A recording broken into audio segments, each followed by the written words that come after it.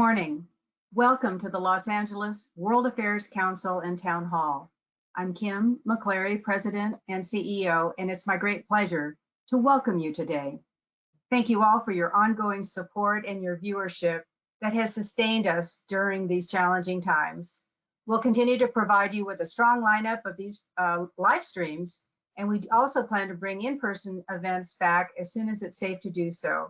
Sometime next month, we'll be sending you some surveys to get your input on when you'll feel safe to come back for in-person events, as well as what kind of formats you'd feel most comfortable with. So stay tuned. For those of you who are new to Dan's programs, we'll be taking questions in about 30 minutes. There's a control panel on the right-hand side of your screen where you can type in your questions. Jessica DeGanzik, our Vice President of Events, will be managing your questions during the Q&A portion of today's program, which will start in about 30 minutes. It's now my great pleasure to introduce Professor Dan Schnur and his weekly program, Politics in the Time of Coronavirus. Dan, we've got three great topics today. Not enough time, but I can't wait. So top of the list, Cuomo, Newsom, DeSantis, a tale of three governors. Second, will the filibuster survive and will it matter? And third, if we have some time, how to build a post-COVID economy. So you're absolutely right, Kim. Lots of things to talk about today. And in particular, although we'll get to it a little bit later in the opening part of the discussion, big news out of Washington from Senator Mitch McConnell on the filibuster, and we're going to come to that in just a few minutes. But first, as Kim mentioned, I want to start off by talking about three very, very, very different governors in the United States of America. Those governors being Andrew Cuomo of New York, Gavin Newsom of our home state of California, and Ron DeSantis, the governor of Florida. Now, all three of them shot to even greater levels of national prominence last year for two reasons. One, because of the pandemic, and second, because intertwined with that, the very markedly different ways in which they discussed Donald Trump's handling of the coronavirus. And before we even get into the pandemic, let's take a quick step backward and take a look at all three of these individuals. Andrew Cuomo is old school. He's almost a throwback to his father's generation of 20th century East Coast power brokers. Gavin Newsom, on the other hand, has always been about the next generation. He's always been all about technology and about 21st century governance. And then compared to these two very progressive Democrats, Cuomo in New York and Newsom here in California, Ron DeSantis couldn't stand out more, not just as a very conservative governor of his state of Florida, but as an unabashed Donald Trump Republican. And it's worth remembering that when DeSantis first ran for governor of that state back in 2018, he was a little known junior member of the House of Representatives running against some much bigger statewide names in that state. But because DeSantis had been such a strong supporter of Trump's in the House and on cable television, Donald Trump endorsed him early on in that campaign. DeSantis won the primary, won the governor's office, and ever since then, as much as any Republican governor in the country, really marched in lockstep with Trump throughout the final 2 years of Trump's presidency. So now, as I said a moment ago, all three of them are in a much different place than they were 12 months ago because of the pandemic and because of Donald Trump. Now, through the first several months of coronavirus, both Andrew Cuomo and Gavin Newsom both saw their public approval ratings skyrocket, mainly because they took such different approaches to deal with COVID in their states than Trump was taking at the national level. Cuomo and Newsom, as many of you remember, held very widely viewed daily briefings for the media and the public, and they'd warn of the dangers of the virus's spread, and they offered extremely detailed summaries of the toll that COVID was taking on their states and their plans as governors for combating it.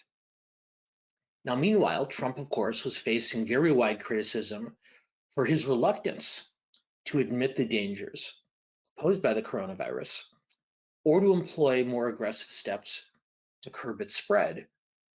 And over the spring and summer, when Joe Biden, after securing the Democratic presidential nomination, was keeping a fairly low profile, those two governors, Cuomo and Newsom, really represented the national face of the opposition to Trump's hands-off approach. And both frequently used their platforms, both in these briefings and otherwise, to criticize the president and the administration very, very harshly. And both men benefited tremendously politically and in terms of public support from both their contrast with Trump and their criticism of him. Now, both governors, both Cuomo and Newsom, hit more challenging circumstances in the fall. But the presidential campaign and the fight after the election overshadowed a lot of the more controversial decisions that Cuomo and Newsom had to make at that point. So the goodwill that they'd developed over the course of the first several months of the shutdown sustained them even when they were getting into more difficult waters. But now Trump's gone, and Biden's approach is attracting a much more favorable public response than Trump's did. And so now both governors' difficulties, both on COVID and other things, are attracting more attention than they did last year. Now, Cuomo's problems, let's be clear. Andrew Cuomo's problems, or his political problems, are much, much worse than Newsom's. First came the scrutiny regarding his administration's efforts to hide the number of deaths in New York that had taken place in that state's nursing homes. And that's exploded into a full-blown scandal as more and more information has come out about how hard the people around the governor, and perhaps the governor himself, worked to keep the true death tolls from the public in that state. And then, of course, the recent allegations, multiple recent allegations of sexual improprieties that have been raised against him are likely to lead not just to an investigation, which has already begun, but at this point, it looks like those investigations could lead to either Cuomo's impeachment or his resignation. And while I don't like to make predictions, as all of you know, frankly, it's hard to see how Cuomo's going to survive this. And his best possible outcome at this point is probably to announce at some point in the next weeks that he's not going to run for re-election next year, and then just limp through to the end of his term. I think any effort to stand firm as this scandal progresses could in fact end up leading to an impeachment from a coalition of Republicans and many of his own Democratic allies in that state. So I know that most of you have been following this story without my help. So Claire, if we can, let's put up the first question and see what our group thinks the future holds for Andrew Cuomo. So what do all of you think? What should happen? Not do you think what will happen, but in your opinion, what should happen to Andrew Cuomo? First, should he resign or be impeached if he doesn't? Second, should he finish his term and not run for re-election next year, as he's previously announced he plans to do? Or third, that he should run for re-election and be re-elected and become New York's first governor to serve 4 terms, surpassing even the record set by his father, Mario Cuomo, back in the late 20th century. So what did we come to on what should happen? Very interesting. And in fact, the results from our group aren't all that different from what New Yorkers are saying to public opinion pollsters. 37%, a little bit over a third, say he ought to be resigned or be impeached. 57%, more than half, think he should finish his term and not run for re-election next year. Only 6% think he should be re-elected next year. And regardless of how you answered on those 3 options, I'd be willing to bet that many of you myself included, might have given a different answer if we had posed the same question last summer when Cuomo and his briefings were at the height of their popularity. Anyway, let's move on to our second governor, because Gavin Newsom's political standing is much, much stronger than Cuomo's. And while a recall election against Newsom will almost certainly take place this year, in fact, Newsom himself said this morning, he appeared on the television program The View, and he told the hosts that while he didn't like it, of course, that he felt that the recall was, in fact, at this point going to qualify. So since it is looking very likely that the recall is going to qualify, I would still say the odds of him surviving that recall vote later this year and gaining re-election next year in 2022 are still pretty strongly in his favor. There may be some unpleasant months ahead for Newsom. Running in a recall election is never much fun, but it's difficult to see. It's not impossible, but it's difficult to see a Republican opponent unseating him in such a heavily Democratic state. The wild card, and we'll talk more about the recall as it progresses. I know we have a lot of people who join us each week from other parts of the country, but once the recall has qualified, it will be a matter of not just state, but national import. The wild card, though, and this is what to watch for in the weeks ahead, the real unanswered question is whether a member of Newsom's own party, whether another Democrat decides to enter the race. If it's Newsom and a group of Republicans, then a deep blue state like California could choose to keep the governor, even though their feelings about him are a lot more lukewarm than they were some months ago. But make no mistake about it. Newsom's greatest threat at this point comes not from the right, but from the left. And it's worth remembering that when Gray Davis was recalled back in 2003, then Governor Davis and his team worked very, very hard to make sure that no other Democrat ran against him, because they wanted to be able to portray the recall as a partisan political exercise, as Newsom and his allies are doing right now, saying this is all about the Republicans trying to get power in an inappropriate way. And then the other good reason, the more important reason for them to have worked so hard to keep a Democrat out of the race is that if there were only Republicans on the ballot to replace the governor, then it's worth assuming that the overwhelming majority of Democrats would vote against the recall. Now, back in 2003, as some of you with long memories probably remember, Davis almost pulled it off. It was almost, he was almost free and clear when his own Lieutenant Governor, Cruz Bustamante, decided to get into the race to replace him. And while Bustamante never really had a realistic chance of becoming governor in that election, he not only kept Davis from arguing that the recall was a partisan exercise, but all of a sudden, a lot of Democrats who were unhappy with Davis because of his handling of the energy crisis that took place that year and other controversial issues, a lot of Democrats felt that they could vote to recall Davis and then vote for another Democrat for governor. And there's some statistical evidence that suggests that if Bustamante had not run against the governor of his own party that year, the recall against Davis might not have succeeded, and Arnold Schwarzenegger might not become governor. Now, Newsom, like Davis 18 years ago, has worked very, very hard to keep other Democrats out of the race, and almost every other prominent Democrat in the state has made it clear that they're not running. Just as an aside, Los Angeles' former mayor, Antonio Villaraigosa, who ran against Newsom for governor in 2018, well, Villaraigosa has been a little bit circumspect about it. He hasn't said what he's doing or not.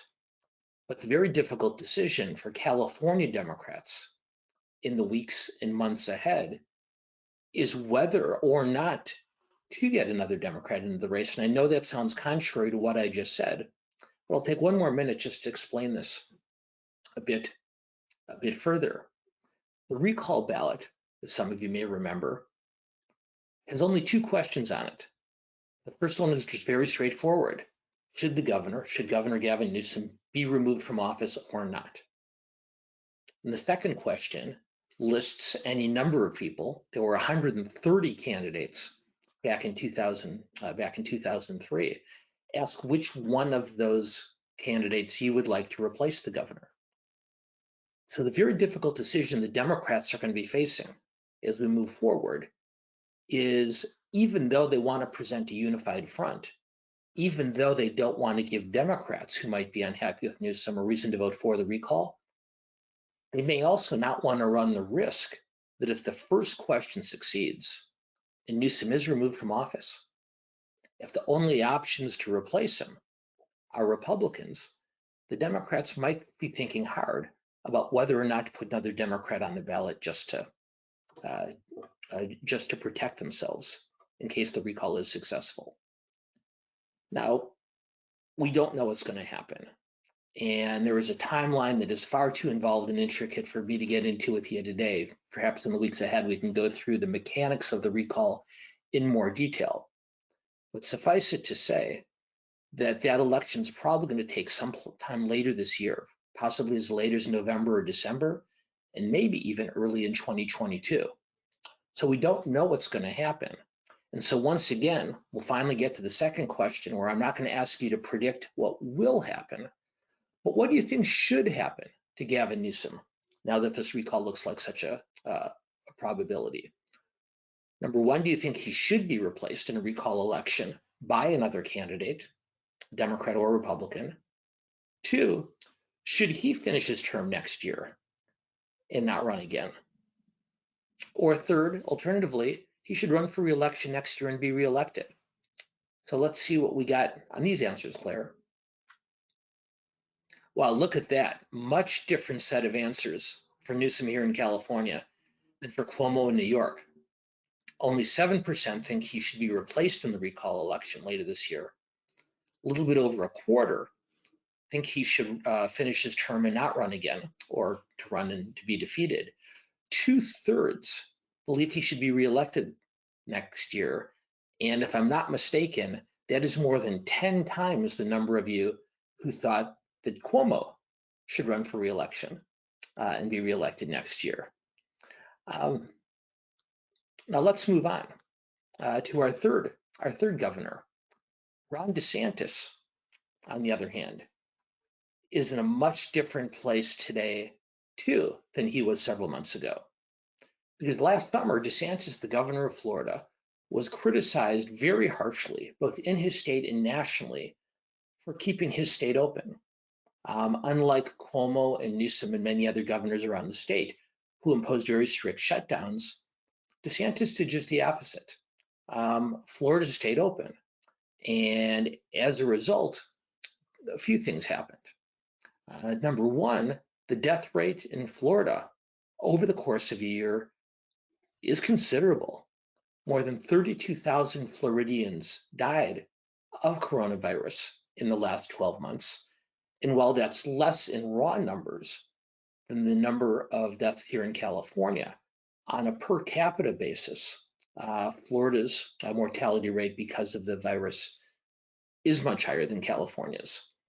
But it is worth noting that Florida's death rate is right around the national average.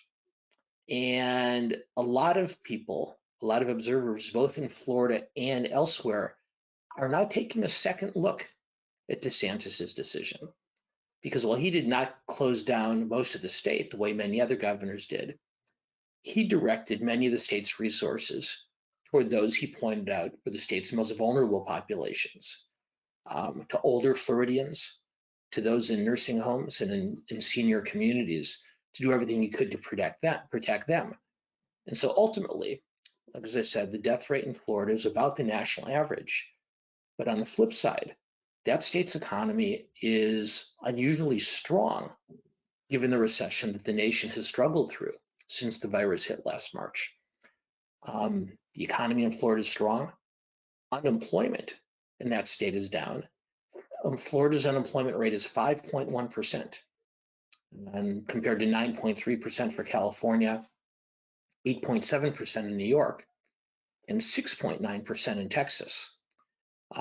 So unemployment's down and the schools are open. That's been a huge point of controversy here in California and elsewhere around the country. In Florida, the schools have been open for months with minimal spread of the virus as a result of those openings. And so what's happening is, just as Newsom and Cuomo were hailed as heroes among Democratic admirers last year, now DeSantis is being hailed as a national hero by Republicans around the country. And in fact, when the Conservative Political Action Conference took place last month, and when they held a straw poll on who they felt should be the Republican nominee for president in 2024, Ron DeSantis, the governor of Florida, finished second in that poll behind Donald Trump. And when the conference's sponsors asked the question of the convention goers, these are the most conservative Republicans in the country, they asked the question a second time without Trump as an option. And Governor Ron DeSantis of Florida finished first, ahead of Mike Pence, ahead of Donald Trump Jr., ahead of Marco Rubio and Ted Cruz, and any number of more names that have been known for a longer period. And so it's been interesting to watch that DeSantis's political fortunes have risen to such a dramatic degree over these months. And I should make it clear to all of you, I'm not arguing for a moment that the Florida approach was better or worse than California or New York. The questions about health and lives versus livelihood, schools, and other considerations are wrenching decisions for any governor, for any leader to make. So I'm not taking sides in that argument. I'm simply reflecting that Ron DeSantis has seen his political fortunes shift just as dramatically as Cuomo and Newsom, albeit for very, very different reasons. So now it looks like we're probably only going to get through 2 topics today, and that's okay, because the filibuster, as all of you have made it clear to me in your survey responses over the weeks, the filibuster question, whether the U.S. Senate should keep its current rules in place or not, is of tremendous import. Now, all of you know, of course, that there were 50 Democratic senators plus a Vice President Harris, who gives the Democratic Party the tiniest of majorities in the Senate. The challenge, of course, as most of you know, is Senate rules say that it takes 60 votes to pass most pieces of legislation in the Senate. And so a lot of bills that could pass through a Democratic-controlled House may even get more votes in the Senate than votes against, don't go anywhere, because it takes 60 votes to end a potential filibuster and pass a bill. Now, President Biden, of course, decided to skirt those rules in order to pass his COVID relief package. The reconciliation process, which allows some budget-related legislation to pass with 51 votes, is part of the Senate rules, can only be used on a limited basis. But Biden decided that the COVID relief package was valuable enough and important enough that he would use that 51 vote option of reconciliation. But what that did is it emboldened a lot of critics of the filibuster, primarily in the Democratic Party, but not exclusively, to say this is a perfect example of why we should get rid of the filibuster. And just as a majority of votes can pass a bill in the House, just as a majority of votes in an election can elect someone to office, the same rules ought to hold for the Senate. Now, the arguments on this one are pretty familiar. The original argument for the filibuster was it was designed to encourage the two sides to find common ground. If you needed 60 votes, or going back some years, 67 votes, a 2/3 majority to pass a bill in the Senate, that would encourage bipartisan cooperation. And the filibuster's fiercest critics have argued very, very strongly that in fact just the opposite has happened. So they said, since it's not bringing about bipartisan cooperation, and in fact they argue since it's discouraging the two sides to work together because it's easier for the minority to dig in, they think it's something that ought to be abolished.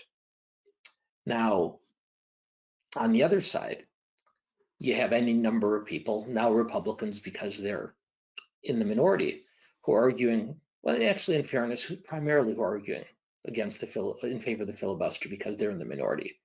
There are Republicans who argued against it when Republicans had the majority, just as there were Democrats who argued to keep it when they were in the minority. But in any case, most Republicans are opposing the filibuster because they have the minority and it offers them some protection. And what they point out is that when one party or the other makes it easier for the Senate to act without bipartisan cooperation, that not only does that violate tradition, which they think is very important, but it also creates a situation where the other party can do the same thing when they take power again.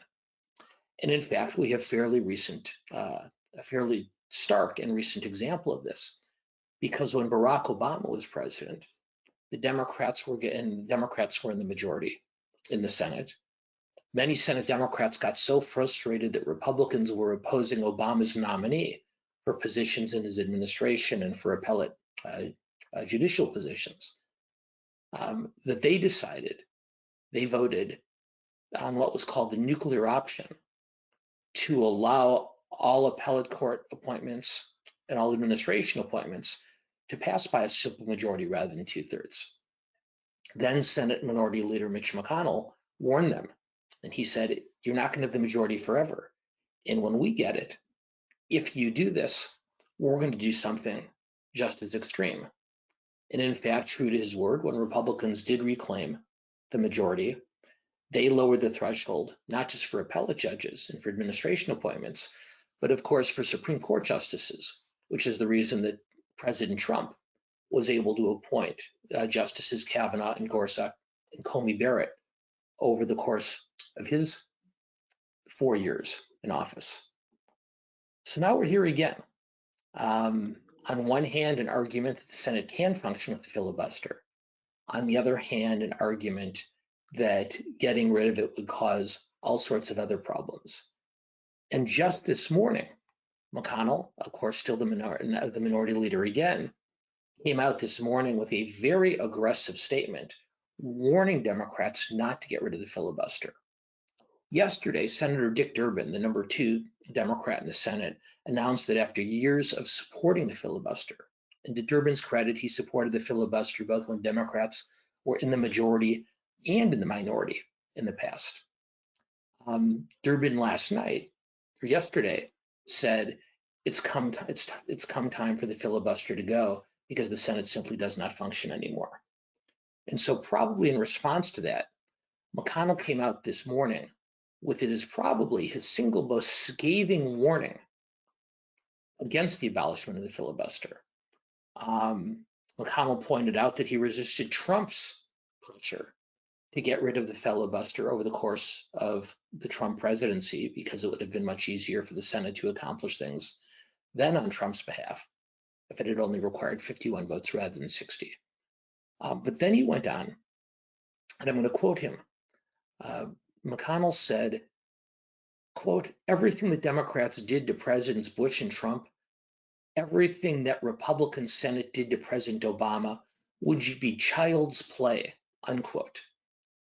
And what McConnell made clear is that the Senate rules say that most procedural matters, everything from deciding which senators speak to what bills get introduced, to which bills get heard, to turning on the lights in the morning and turning them off at night.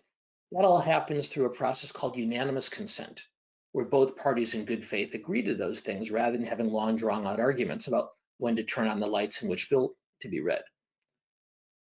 But what McConnell made it clear is he can do and would do if the filibuster was removed, is he would require a vote on even these most simple procedural matters. And because while the vice president is the president of the Senate, can break 50-50 ties on legislation, she can't break ties on procedural matters, which means for all practical purposes, the Senate would simply stop functioning. And McConnell reminded Democrats today that he had warned them not to lower the 60-vote threshold for appointments back here during Obama's term, and reminded them what happened when they did. And so he's made it very clear that one, if the filibuster goes away, he will shut down the Senate for all practical purposes, and reminded them once again that when Republicans do achieve a minority in the Senate again, that they will act just as forcefully. And if you think about it, as strongly as Democrats feel about issues like climate change and immigration and the Voting Rights Act, Republicans feel just as strongly about issues like abortion and gun ownership and energy drilling and border controls. And so what McConnell is essentially saying, if you do this now to get your priorities through, wait till we have the majority because we'll do the same thing. And Dick Durbin, who just yesterday said that he wanted to eliminate the filibuster, he was asked his reaction this morning after McConnell's speech. And Durbin said, quote, he's already done that before. He's proven he can do it and he'll do it again, unquote. So the question for all of you is, given the potential to pass legislation that might not otherwise be able to get through, but given the potential threat or the potential that McConnell will follow through on his threats if the filibuster is eliminated, the question for all of you is, should it be eliminated? Should it remain in place? Or there's a couple compromises you see here. Should the threshold be lowered from 60 to 55 votes, not all the 51? Or finally, should, as some have suggested, that the rules return to what they were in the past, that a senator who wants to engage in filibuster must actually stand on the floor of the Senate, the way Jimmy Stewart did in Mr. Smith Goes to Washington, and talk and talk and talk, rather than just letting it be known that they'd prefer for things not to go forward. So really difficult questions here. And I'll be eager, Claire, to see what our group thinks. 18% say it should be eliminated. 11% think it should remain in place. And it's barely a quarter. That's less than a third of you taking an absolutely stark one way or the other position. And it looks like many of you are looking for some middle ground that might allow more legislation to move forward, but also wouldn't cause the kind of retribution that we heard from the Senate Minority Leader this morning.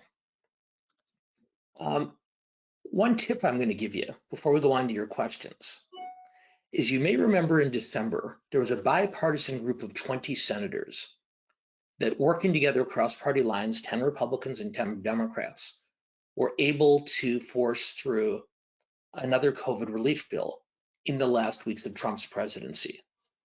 That same group of bipartisan, that same gang of 20, that bipartisan group of 20 senators is meeting tomorrow. And they're going to meet on whether they can find common ground on either the issue of immigration or the issue of increasing the minimum wage. And what I would encourage you to keep in mind, well, I guess what I encourage you to do is keep an eye on those meetings, keep an eye on the coverage of what the gang of 20, that bipartisan group, is able to accomplish. Because if they are able to find some middle ground on at least one of the issues they're talking about, that could not only determine the fate of the filibuster, but also determine the fate of much of the Biden policy agenda going forward. So we didn't get to our third topic, so we'll come back next week and talk about what comes after COVID, Biden's next steps on the economy. And we'll also, just for a quick tease, next week we're also going to go back to talk about China. We haven't talked about China in a couple months, but there's a Gallup poll out this morning that shows that the number of Americans who think that China is the United States' greatest enemy, that number has doubled in the last year. And so we'll have a conversation about what that means for the Biden administration and the US as allies in Asia and Europe and around the world, given this very abrupt change in public sentiment. But what we'll do now, albeit a few minutes late, and I apologize for that, Jessica, is I'll ask Jessica to join me. And that means I get to hear as many of your questions as we can fit in 26 rather than 30 minutes. So Jessica, how are our questions coming in? Brusquely, quickly, abundantly. I can think of some more adjectives. or adverbs, I guess. So our first question, who do you think on the right or left would have a good chance of unseating Newsom? Just curious about your thoughts, not supportive of the recall. Okay. There are three prominent Republicans. I mean, there are several, but there are three in particular who are worth keeping an eye on. Kevin Faulconer, the former mayor of San Diego, has made it very clear that he will run in this recall election should it qualify. And if not, he will run for governor against Newsom in the regularly scheduled election in 2022.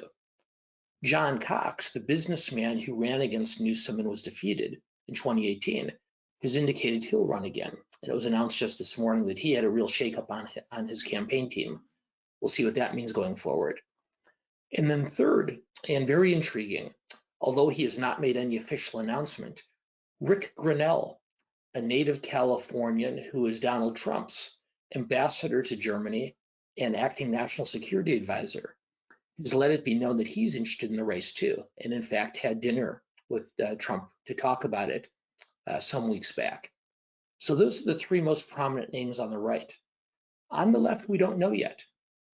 And this is, as I said earlier, this is the most important thing to watch going forward.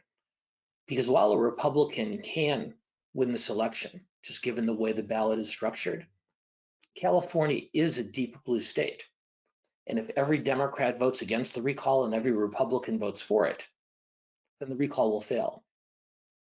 But if the recall does pass and voters choose to remove Newsom from office, as I said earlier, the lack of a Democrat on the ballot leaves the Democratic Party pretty much out of the picture should question number one pass. My own personal opinion is that Mayor Villaraigosa probably does not run again. But the most important question in California politics, not California policy, but California politics over the next few months, is whether not a renegade Democrat, someone who flouts the party leadership and gets into the race for his or her own purposes. The most interesting question in California politics over the next few months is whether the Democratic Party leaders in power structure will decide that they need someone on the ballot just in case that first question passes. And we won't know the answer to that for some time. Is it disingenuous for Newsom to claim the recall is Republicans against him when 30% of those who signed the petition are independents and Democrats? Is it disingenuous? Not really, because that means 70% of the signers are Republicans. Is it accurate? Of course not. And the questioner makes that very, very clear. So Newsom will be able to get away with calling it a Republican effort as long as there aren't any Democrats in the race. And again, that's where Gray Davis ran into trouble 18 years ago, because as soon as another Democrat's name appeared on the ballot, it was a lot harder to argue it as a Republican scheme instead. So it is somewhat of an exaggeration, but I think it's 70% of the signers are Republican.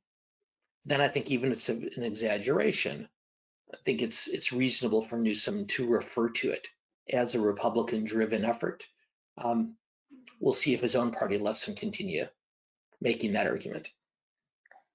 How does one account for the per capita death numbers Florida and California? Sorry, how does one account for the per capita death numbers between Florida and California being close to the same, given California was shut down and Florida was very open? Okay, so just to clarify, and I know we went through a lot of numbers when we were talking about the two states earlier in the program. In fact, while more Californians have perished as a result of the coronavirus than Floridians, that's raw numbers, and California is obviously a much larger state. On a per capita basis, there have been more deaths in Florida than in California. So it's not even. Florida has suffered more deaths per capita, and the argument about that breaks down into two very distinct camps. Some argue that because Floridians were not required or as strongly encouraged to stay home, that allowed the disease to spread much more quickly. And I'd say most mainstream observers would agree with that categorization. The flip side of it is Floridians will argue that they have a much larger population of seniors. And because the disease had its most devastating effect on the oldest Americans and the oldest individuals around the world, that Florida was disproportionately exposed because of the age range in its state. Now, the flip side of that, and there's an excellent article not too long ago in the Los Angeles Times that compared Florida and California, and the Times correctly points out that while Florida has an older population, California has a poorer population. And that means we have a lot more people who live in very compressed residential circumstances. Many, many people crammed into a house or an apartment, which of course accelerated the spread of the disease, and a much larger percentage of the workforce that was forced to leave their homes in order to work each day, essential workers who couldn't work from their computers or from their home studies. So the argument will continue for months, years, maybe decades over which approach was better or worse. But I think the important way to look at this is two fairly starkly different decisions made by two very, very different leaders. And it will be interesting to watch Newsom in a deep blue state, obviously, and DeSantis in a state that leans Republican, though not as heavily as California leans Democrat, to see how their futures play out, given the fact that they made such different decisions on how to confront the virus. DeSantis originally downplayed the pandemic, refused to follow CDC guidelines, and kept Florida partially open. He now is doing a good job with vaccine inoculations and being mentioned as a 2024 candidate for president. How did he manage his about face? Well, DeSantis, I don't know that there was. I don't know that there was an about face. Like most governors, over the course of the last 12 months, DeSantis would change his approach based on what he saw taking place in his state. Governor Newsom, of course, as many of us know, shut down our state very quickly last March, but that opened it up at different times and imposed more onerous restrictions over the course of the year as the illness and death rate went up or down and as the spread of the virus changed. So you can condemn Newsom or DeSantis for their approach. Obviously, everyone decides for themselves how to balance those two imperatives, but I don't know that either of them was any more or less inconsistent than the other. I think to give each one the benefit of the doubt, and there were inconsistencies on both, that both of them were based on their own philosophical grounding, both trying to adjust to changing circumstances to the best degree possible. So DeSantis was certainly more conservative in his approach than Newsom, but I don't know that you can say he was more or less consistent. Okay, pivoting a bit to the filibuster, Senator Manchin said he would support an option in which 40 senators would have to show up on the floor to maintain the filibuster. Do you have any idea how that would work? Yeah, it's a fascinating idea. And Senator Manchin of West Virginia, who is one of two very vocal Democrats who oppose getting rid of the filibuster, Manchin and Senator Sinema from Arizona. But it appears that Manchin, like the majority of our group, Jessica, does believe there's some type of middle ground. And what Manchin has proposed is not lowering the threshold partially to 55. He's offered, frankly, mixed signals about what he'd think about the so-called reinstituting the so-called talking filibuster, where Jimmy Stewart's successors would have to hold the floor for hours and hours and hours. But what he's proposed is saying it's not just enough for the minority to say that they want to filibuster, but even if one person isn't talking for many, many hours, at least 40 senators have to be physically present on the floor of the Senate in order to keep debate from proceeding. So that's not quite as onerous as having one senator talking for the better course of a day and night, but it would require the Senate minority, whether Republicans today or Democrats at some point in the future, to decide how important it is to stop a bill. Because rather than trying to stop every single bill and never letting any of their members leave the floor of the Senate for any reason, they'd have to pick their spots. And Manchin's theory, and I think it's an intriguing one, is that if you require them to be physically present, the 40 senators who opposed legislation, they would do it much less frequently, because making that commitment to be on the floor of the Senate for extended periods of time really would interfere with their other responsibilities in office. One of So our very intriguing idea. We'll see if it picks up any traction. Yeah, one of our frequent attendees, John, pointed out that this proposal by Manchin is Norm Orstein's idea. Okay. Well, I'll give credit to Manchin as the first senator to sign up for it, but John is exactly right. Manchin did take the idea from the very well-respected political scientist, Norm Ornstein. And in retrospect, maybe we should have included that as a possible fifth option in our earlier poll. So we'll know as this debate progresses to add it for next time. Perfect. What are the Democrats doing to fight against the over 250 bills being proposed in state legislatures that will effectively suppress the vote of people of color? Well, one of the reasons the Senate is working so hard to pass the Voting Rights Act, they're both in both houses of Congress are, in fact, or Democrats in both houses of Congress are, is to forestall efforts to impose or reimpose potential obstacles to voting in any number of states. In 2020, of course, many states relaxed many of those restrictions because voting during a time of COVID really did have the potential to be very dangerous. So a lot of states want to go back to the rules they used before last year. Others want to impose even stricter restrictions. And because Democrats tend to be in the minority in most of those states, they're not going to be able to win most of those fights at the state level. But by passing a National Voting Rights Act, it would impose a nationwide set of standards for voting and access, which would overrule any state level measures that were enacted. So because the Democrats would not be able to stop these measures in most states, the federal option is the best one available to them. Thank you. The filibuster isn't an all or nothing proposition. Why not eliminate the filibuster for specific issues like voting rights legislation, as was done for judicial confirmations? Well, and that's something else that's been suggested, is saying, what if you eliminated the filibuster just for issues relating to voting?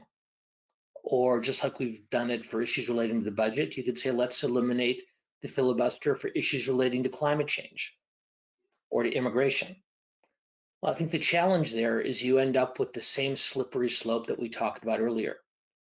Democrats who might decide not to eliminate the filibuster altogether, but do it for voting rights and for climate change and for immigration. Well, then Republicans, the next time they have the majority, would decide that there are certain issues on which the filibuster should be removed. Issues like abortion, issues like guns, issues like marriage equality. So while there's a case to be made in a better world that a selective elimination of the filibuster could help navigate this challenge, once you broach that threshold, then it becomes very, very easy for the other party to do that when they take control. And of course, that's what we saw when it came to judicial nominations not too long ago. And I'm sorry to interrupt, Jessica, before you go on, but I should hasten to add, the Republicans are in the minority at this moment. And in a 50-50 Senate, there's no guarantee that that will continue even to November 2022, let alone beyond. So I should hasten to say that I'm not saying this to take sides for either party, but just to point out that whichever decision the majority party makes, it is worth acknowledging that the minority party, whether Republican or Democrat, would be emboldened to take similar steps in the future. So the cautionary note here, and this is where, not just Manchin, but this is where President Biden weighs in very emphatically, is you have to decide, Biden has said, whether the issue on which you want to eliminate the rule is so important that you'll be willing to tolerate the opposition doing the same thing when they get the chance. Thank you. Sorry, what could be done to limit the power of majority leader and Senate from controlling what reaches the floor of the Senate and is entitled to a vote? All right, Jessica, I apologize. You cut out for just 1 second, Oh. and I think it's my connection. Could I ask you to repeat the question? Of course. What could be done to limit the power of the majority leader in the Senate from controlling what reaches the floor of the Senate and is entitled to a vote? Well, what could be done to diminish the power of the majority leader? I don't know if there's a way to accomplish a shared responsibility in that regard, because just logistically it'd get very, very complicated if most decisions needed to be jointly made by the leaders of the two major parties. The last time the last time the Senate was divided 50-50 was when George W. Bush was president. And at that time, the Republican leader Trent Lott and the Democratic leader Tom Daschle came to an agreement on questions like these. So that although Lott happened to have the majority, given Vice President Cheney's role as the Senate president, like Vice President Harris's similar role, identical role today, they came up with a joint power sharing arrangement on committee assignments and on a lot of floor procedures. So it can be done, but politics has become much more polarized and much more balkanized over the course of those 20 years, which means I think before we think about rules that would allow for more power sharing, we'd probably have to find a way first to begin to recreate the political center, at least to the extent that it existed back in the early 21st century. Is there any reasonable argument in favor of the filibuster? Is it not profoundly undemocratic, with roots in the arguments over slavery? Isn't abolishing it a defense of pluralism and democracy? So that's a very, very that's a very, very articulate argument for one side of the debate, not taking the other side, but just reminding us of it without going into a full civics lesson here in our remaining minutes. I think we should acknowledge that the founders originally created the filibuster in order to protect against what they called was the tyranny of the majority. And they were greatly concerned, the founders were, that if the minority party had no voice in legislative outcomes, that they would simply stop to participate, and that governing body, be it Congress or any other, would then lack the legitimacy to govern if a significant plurality of the country no longer felt obligated to abide by its decisions. The country is a much different place now than it was then. There's no question that population distribution patterns have created a situation where the Republicans disproportionately benefit from the current set of rules. But there is another side of the argument that isn't just based on partisan convenience. And again, we've heard many Democrats over the years make a similar point, including this president of the United States, that while there are gains to be made, and while the filibuster's history is a checkered and a controversial one, that the practical question of eliminating it, whether the minority party, when they regain the majority, would act in a similar fashion, has constrained such efforts in the past. We'll see if it's as effective this time, or if Biden and other Democrats who've resisted changing the filibuster in the past may decide now that it's worthwhile. So again, the questioner makes a very articulate argument for exactly half of the debate. The key is remembering that there is another argument too, whether you happen to agree with it or not.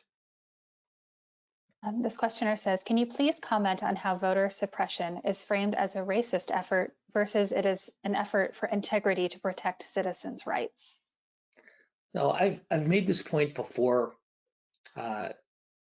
on this webinar several months ago, and I got all sorts of angry feedback from both sides. But I will, undeterred, I'll say it again.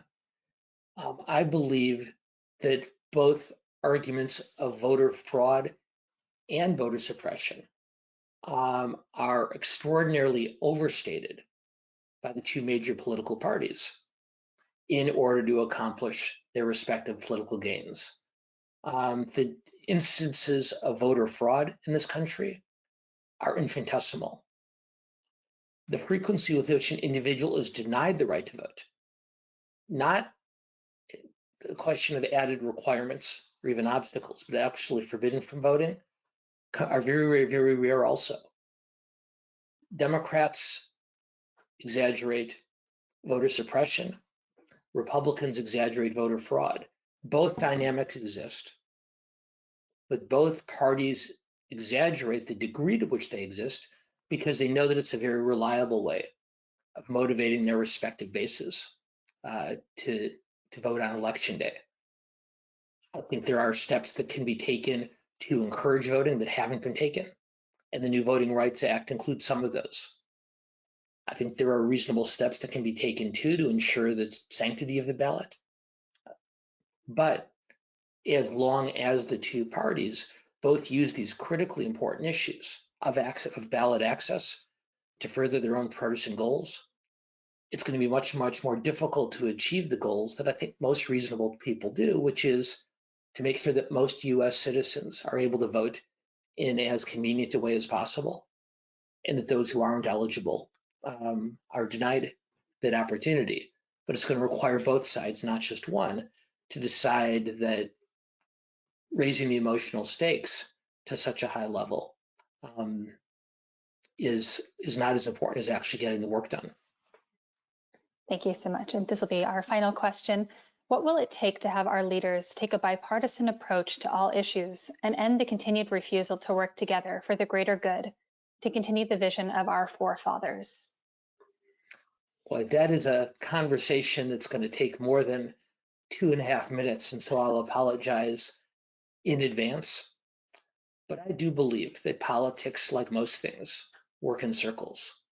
And so I do believe that even as our country has become more and more partisan and more polarized and more divided in recent years, I do believe that a correction will come. Now, it won't happen naturally, it won't happen organically.